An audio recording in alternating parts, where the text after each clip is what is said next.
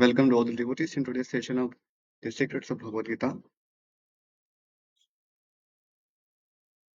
ओम अज्ञानतिमरान्धस्य ज्ञानाञ्जनशलाकया चक्षुरुन्मीलितं येन तस्मै श्रीगुरवे नमः श्रीचैतन्यमनोभीष्टं स्थापितं येन भूतले स्वयं रूपः कदा मह्यं ददाति स्वपदान्तिकं वाञ्छाकल्पतरुभ्यश्च कृपासिन्धुभ्य एव च पतितानां पावनेभ्यो वैष्णवेभ्यो नमो नमः श्रीकृष्ण चैतन्य प्रभु नित्यानन्द श्री अद्वैत गदाधर श्रीवासदि गौरभक्तवृन्द हरे कृष्ण कृष्ण कृष्ण हरे हरे हरे राम राम राम हरे हरे.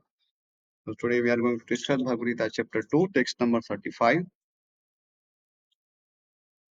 Let's start. भयात्रणादुपरतं मन्स्यन्ते त्वां महारथाः येषां च त्वं बहुमतो भूत्वा यास्यसि लाघवम्. Translation and purport by His Divine Grace, Srila Prabhupada. Translation.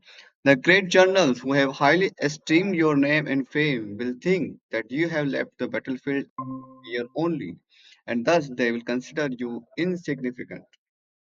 Purport. Lord Krishna continued to give his verdict to Arjuna. Do not think that the great generals like Duryodhana, Karna, and other contemporaries will think that you have left the battlefield out of compassion for your brothers and grandfather. They will think that you have left out of fear for your life, and thus their high estimation of your personality will go to hell. So that's the same thing we discussed yesterday. That is the ultimate argument Lord Krishna offered to Arjuna, that being a Kshatriya, you should be afraid of your infamy. And a Kshatriya is known for protecting his fame because his fame is connected with his royal dynasty and the whole royal lineage. So basically, uh, it is unexpected that a Kshatriya will ruin his fame because for a Kshatriya, and particularly a very respectable Kshatriya. He's losing fame is it's like losing his existence. It is as it is actually much more than death. So in the last verse there is a particular word sambhavitasya cha akirtir maranadati richyate. So sambhavitasya Vishwanath Chakravarti Thakur translated as ati pratishthitasya. So the word sambhavitasya, it's rooted in the word root bhu. So one who has a uh, very high birth or good birth, we can say, or whose existence is very glorious, exceptional. So in other words, one who has a very uh, great fame, ati pratishtita. So for any ati pratishthit person or having a very one who is having a very great fame, particularly about Kshatriyas, it is uh, it will be considered a death if he loses all his fame. And Arjuna uh, must consider this point. He may have compassion for his brothers and relatives and so on, but the losing fame is not like something you lose. It's not a personal loss, but it's a loss of whole royal lineage because uh, as we mentioned many times, that it's not considered just someone's personal respect or disrespect, but because Kshatriyas are supposed to protect their royal lineage and they're so much into uh, protecting their Kula Parampara, the ancestral lineage. So their disrespect will be considered as the disrespect of all their ancestors. So in that sense, too, losing fame is not a profitable business for any Kshatriya. So maybe for uh, lower varnas, like Vaishyas or Shudras, it may not have a, big effect. But for Kshatriyas, uh, more than Brahmanas, we can say. Even if Brahmana, you know, of course, Brahmanas are also highly regarded in society. So their uh, infamy is also it's a shame on the Kula they are born in. But for Kshatriyas, because their whole existence is their fame. And we see that Kshatriyas are praised for their famous activities. So in traditional Bharata, we see that kings would be given the honor of God, and they would be eulogized from the in the morning and from in the evening, and from time to time. Uh, there will be particular caste like Magadas, Charanas, Bhatas, so or Vandis. So they would come before the Lord and praise His glories. So we can say that for Kshatriya, his his fame is like his life, his whole existence. If he loses his fame, he's actually cannot live. It's not possible for him to live. It's much more um, easy for a Kshatriya to embrace death than to live without fame, because their dharma, their Kshatriya dharma demands such roles, and because they are praised for their fame and their noble activities, so it's a it's an inseparable part of their existence. That may not be the case with Brahmanas. Because Brahmanas are also glorified for their knowledge and other noble activities. But for Kshatriyas, there is a starking difference here. For Kshatriyas, it is their existence. They can't live without fame. And it's not that the Kshatriyas are made after earning fame, but it's like it is it comes naturally while they follow their Kshatriya dharmas. Because Kshatriyas are supposed to protect citizens. So naturally they have to do something extraordinary. I mean, for example, giving charity to many people or maintaining many people. So ordinary people, they have to just maintain their own families. But Kshatriyas are supposed to maintain many people, not just people, but animals and all the territories and so many things. So we can say that uh, Kshatriyas been doing something great. That's the uh, characteristic we can say. Kshatriyas will not do anything small. That's not there in their character, in their blood, because they just don't live for themselves. They have to live for their citizens. So, so naturally, if one lives for citizens, then and particularly for their material well-being, so spiritual well-being is also included within the material well-being.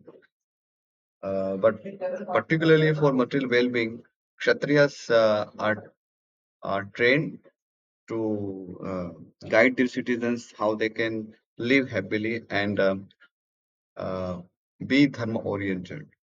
Because Kshatriyas are supposed to establish dharma by their power, by their uh, leading qualities.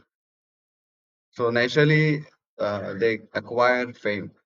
That is something cannot be separated from any Kshatriya. And that is why this argument is the final argument from Lord Shri Krishna to Arjuna, that uh, uh, he, as Prabhupada explains here, that Arjuna might have compassion for uh, his relatives, uh, his grandfather, his teacher. But there are people on the opposite sides like Bhishma, Karna, uh, Duryodhana, and I think not Bhishma, but at least Duryodhana, Karna, and other. So they would not consider this as the confession of Lord, confession of Arjuna. Rather, they would consider this as a weakness of Arjuna, and that will ruin the fame of Arjuna. Not just Arjuna, but uh, that will ruin the fame of Pandavas and the whole dynasty. And that will be something as a shame, actually, a big shame to do that. So uh, that is also one of the reasons why we say that many Kshatriyas, even sometimes they do, uh, sometimes they are seen as attached to some lower dharmas, just to protect their fame, protect just to keep their words. They sometimes uh, they are seen to be attached to lower dharmas. For example, we see uh, many kings on the side of Duryodhana. They were actually very religious kings, but somehow they had to take side of Duryodhana because of some social connections, due to some friendships or some other reasons. Or they had given words to Duryodhana.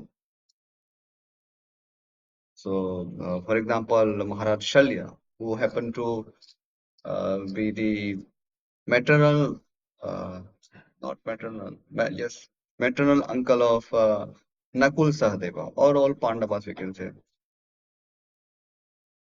He was the king of Madhya Desha.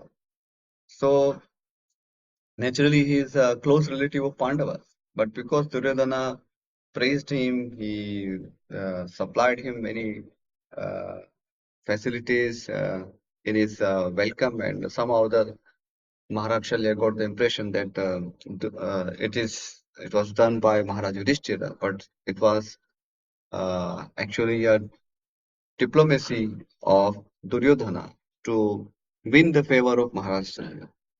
And we can see that once Maharaj Shalya was pleased by this humble behavior, he gave promise to Duryodhana that I would definitely help you. And once Maharaj Shalya gave that promise, he was put into dilemma because now he had to kill his own relatives, Nakul and Sahadev. But you see, to keep his words, which is also Kshatriya Dharma, and even though he knew that Duryodhana was doing adharma, but just to keep his words, he followed that lower dharma, we can say. Even Dronacharya, we see Dronacharya, though he was a Brahmana and he is not supposed to take up arms. So a Brahmana may teach the art of weapon or science of weapon, but he's not supposed to go against his dharma as a Brahmana. He's a teacher. He's not a fighter per se. So he cannot come to the battlefield and fight like other warriors. That is adharma or paradharma for you. But we see that to favor Duryodhana, Dronacharya went against his Brahmana dharma. And we see that Bhima also uh, criticized his own guru, Dronacharya, for this adharma act. Being a Brahmana, Dronacharya is not supposed to uh, fight with anyone. What to speak of his own disciple? his Shishyas, Pandavas. How can a guru can kill his own disciples? Which is simply unimaginable. Shishyas are considered as one's progeny. They are considered like one's sons and daughters. So how can a guru can kill his own sons? Or we may argue that okay, Kshatriya sometimes have to act harsh because Kshatriya dharma is very cruel. That's okay. But here, Dronacharya is not a Kshatriya. He's a Brahmana. So being a Brahmana and being a teacher, how can he kill his own disciples?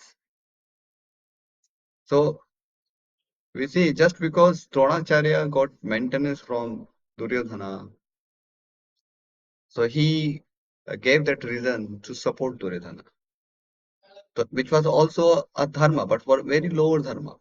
If we compare that, protecting dharma, even uh, to not fight with anyone, what to speak of fighting with religious people like Pandavas, which is much more higher dharma. But because uh, he actually got deviated from his own dharma as a Brahmana. So they're all great personalities, and we learn from them, and we are not supposed to imitate them. But that's a great lesson for us that sometimes, due to some material name, material fame, we may get attached to some lower dharmas. But actually, that is not for our benefit. That is not for the benefit of anyone, or that's some simply adharma, which should never be encouraged. So Maharaj Shalya is an example. Dronacharya, though he was not a Kshatriya, but he acted like a Kshatriya, and he uh, got attached to some lower dharma that I had because I had uh, taken maintenance from Duryodhana, so I must be loyal to the king, which is very lower dharma compared to his role as a Brahmana. We see that Vidura, though he was a minister, but he did not eulogize Dhritarashtra. He just told him the truth. Of course, Dronacharya also told the truth, but there is a difference between Vidura's words and Dronacharya's words. So Vidura straightforwardly and uh, sometimes even harshly reprimanded Dhritarashtra, which was his elder brother and the king as well, that he should not invite fight with Pandavas. So Dronacharya also did the same thing, but little mildly, following his own Maryada. So these are instances from Mahabharata. We see that uh, sometimes just to keep one's name and fame, or so-called. the- So we see that Kshatriyas or sometimes some Brahmanas, they follow some lower dharma. And there are many other examples. We see like Bahalikas and Bhurishrava. These are all close relatives. These are all close relatives of Pandavas. If you read Mahabharata, it's a great detail. But still, somehow that they chose to support Duryodhana. And they were all inferior dharmas. It's not that no, they could have simply rejected Duryodhana's support. For example, when Maharaj Yudhishthir, before the Mahabharata war begins, he declared that whoever wants to come to Pandava side, they are welcome. And we see that the 101 son of Maharaj Dhritarashtra, born of Vaishya servant, maid servant. His name was Yuyutsu. So he joined Maharaj Yudhishthira. So though Yuyutsu also got mentioned by Dhritarashtra, he was son of Dhritarashtra. but still he considered that that would be adharma to fight with Dharmaraj. So we see there are good examples as well. Okay, so that is why Lord Shri Krishna uh, gives this particular argument that for keeping one's words, keeping one's fame, many Kshatriyas have laid down their lives. So that will be the uh, ultimate consideration for any Kshatriyas, and that's why Arjuna must consider this, even if he thinks that he has compassion, because he is not going to be seen as a compassionate person. So that will be simply a kirti, infamy on him. So, so his intention is pure, but he will not be seen as a compassionate person, and that's something any leader or particularly administrators should keep in mind, that they should always ensure how they are going to be seen in public. So then, just having a good intention is not enough for them. They must be seen as uh, pure and not just pure, but uh, it should have a positive effect in public. We see in the case of Lord Rama, uh, uh, sending Mother Sita to the forest just because he got some got to hear some cruel words regarding Mother Sita from public. So Lord Rama had to take that serious step. So uh, Lord Rama knew that Sita Devi was innocent, and she had given Agni Pariksha. Everything was there, but still, because Lord Rama was not seen as a protector of Dharma, rather he was seen as attached to Sita Devi.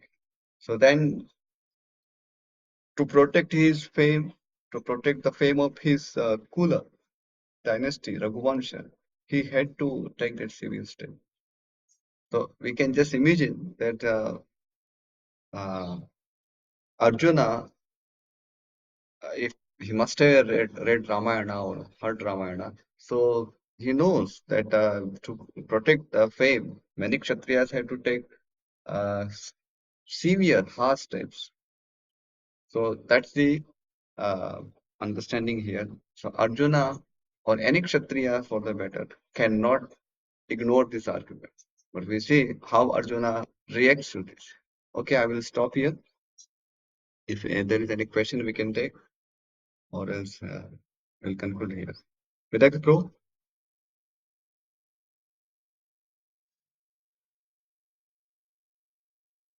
okay, there are no questions. We'll stop here.